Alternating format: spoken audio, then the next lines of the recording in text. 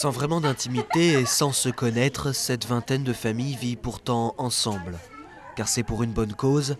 Avant résidents du Soudan Nord, ces Sud-Soudanais rentrent dans leur pays, indépendants depuis juillet.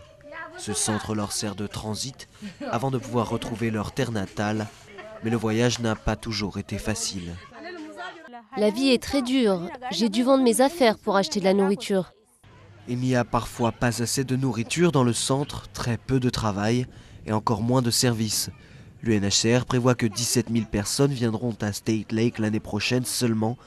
20 000 personnes sont déjà passées par ici cette année. Ils viennent des villes et ils étaient habitués à recevoir de bons services. Mais c'est bien qu'ils aient été prévenus qu'au Sud-Soudan, il y a beaucoup de choses qu'on ne trouve pas. Donc ils sont au courant, ils s'habituent à cette nouvelle vie.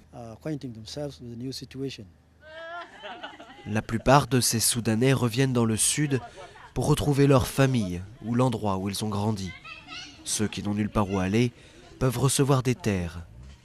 Ajak Majok a découvert son terrain cette semaine, mais elle en est déçue.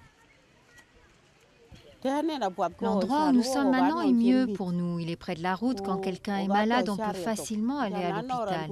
Mais le nouvel endroit est difficile d'accès. Donc si un enfant tombe malade, on ne peut pas l'emmener à l'hôpital. Malgré tous ces problèmes, la plupart de ceux qui rentrent chez eux se disent heureux, enfin libres et en paix, après 20 ans de guerre civile. C'est ici notre maison. Malgré tous les problèmes, toutes les choses qui manquent, je suis extrêmement heureux d'être de retour dans mon ancien environnement. J'ai fait le bon choix en revenant chez moi. Certains d'entre eux savaient qu'ils auraient du mal à rester au Nord-Soudan après la partition. Ici, c'est toute une nouvelle vie qu'ils doivent recommencer et un pays qui est à reconstruire.